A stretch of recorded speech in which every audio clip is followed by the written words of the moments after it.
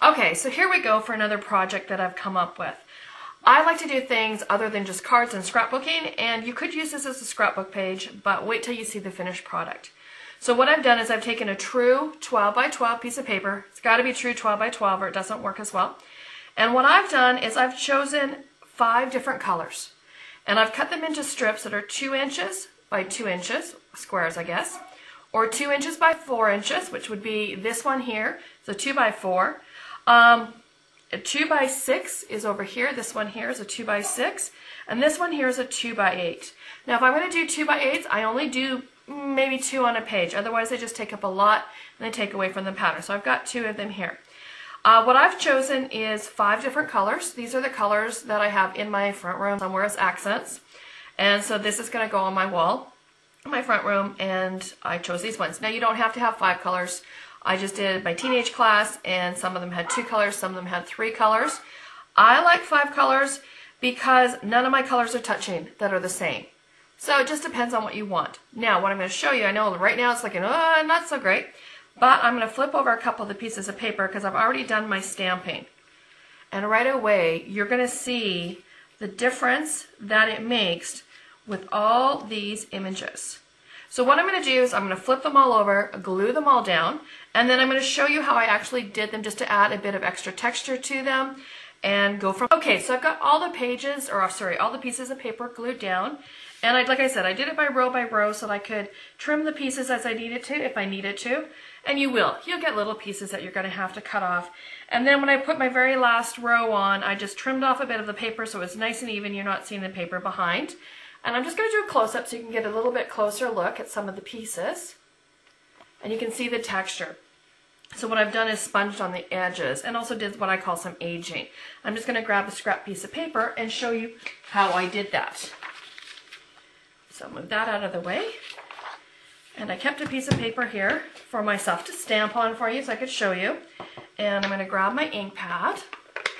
Let's just bring that in a bit closer for you.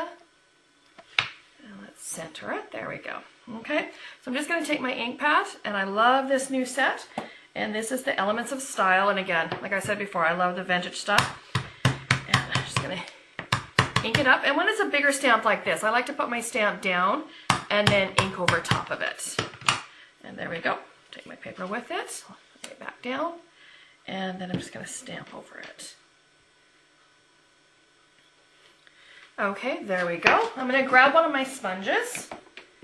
Now when I buy my sponges, I cut them into 8 pieces. So I just, in half, and then each piece in half again. And I'm just going to get some ink. And I take, when I sponge, I hold my paper like this, and I just sponge down to add some color to the paper there. And I'm going to go around the edge. And what I'm doing here is the same color paper as ink. I just want to show you a trick because I want to add a little bit more texture to my paper. Again, one thing you're going to learn about me is I love texture. I'm just going to take my sponge and I'm just going to hit some on the top, some a little bit darker in some places, and that just gives it a whole other dimension when you add that texture to it. So that's what I did for each one of my pieces on here. I'm just going to pull that back in here and give you a farther out view of it. I hope you love it. I just think this is the coolest thing, and I just love it. So that's all I did for each piece of paper. So every one of them on here is done that way.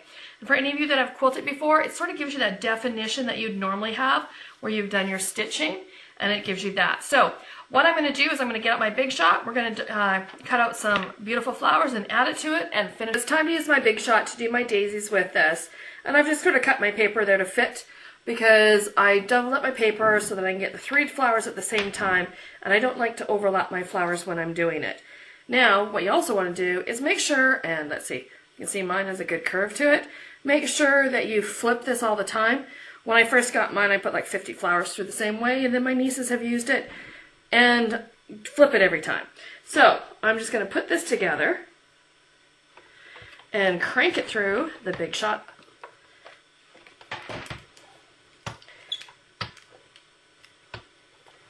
I'm just doing it slowly because it's rocking the table.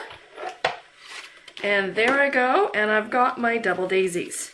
And it gives me 2 to work with at a time. I'm just going to move everything out of the way, show you how I put them together, and we'll go on from there. Here's one of my flowers that I've cut out of the daisy die cut. And I'm just going to add some color to it. Now what I'm doing is I'm not going same color this time. This is Regal Rose, and I'm going to take it up a notch, and I'm going to take it to the Rose Red. And I'm just going to drag some color on the tips of my flower, just to make it a little bit darker, and I'm just softly swirling some color. Now what I want to do is I want to curl this. So what I do is I hold it away from me. Let's take this out just a little bit more. There we go. I hold it away from me in my fingers like that, and then I curve it away from me. And I'm just using a bone folder to do this. And I'm curving it gently with my bone folder just all the way around. Because again, you want some more texture, and I want my daisies to pop off my page. And then there's my flower. Now I've already done one here. And what I did is I took my circle, I added a circle in the back of it, and I put my circle back inside the center of it, just so that I can add my accent to it. So now what I'm going to do is I'm just going to put a little bit of glue around here. And again, I love my Tombow glue for doing this. I'm going to turn it that way. You can actually read it. There you go. And so I'm just going to tap a bit of glue, give it a shake. There we go. Around it. Now, the trick with the daisies are, I hold it above it because it has a way that it fits better together. Ooh, I think we're going to get, oops, let's see, is that going to work right there?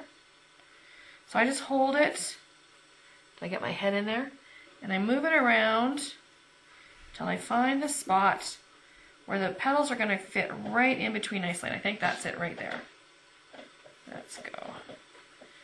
And I'm just going to push it down and hold it down. Now, one of the things that I have is I have some wood buttons from before. This is just a burgundy wood button. So I hang on to all this kind of stuff because you never know when you're going to need it. And I'm just going to grab some of my glue dots. And on this case, I'm just going to stick 2 on the back of it. And I'm going to glue it down into place. So now, I've done some other buttons or other flowers up already. So here's another daisy, and I took some of the satin ribbon, 3/4 inch satin ribbon, and I gathered it together and put it around one of our brads. And then of course you got our little ones, and these are the epoxy brads that were in last quarterly mini that we had, and I love them, and this is a great project to use it on. So now I'm just going to add them to my page.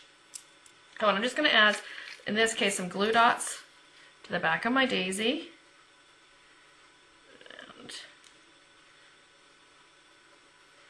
There we go. I'm going to set that aside. I'm going to move the camera out a bit so that we can see the whole page.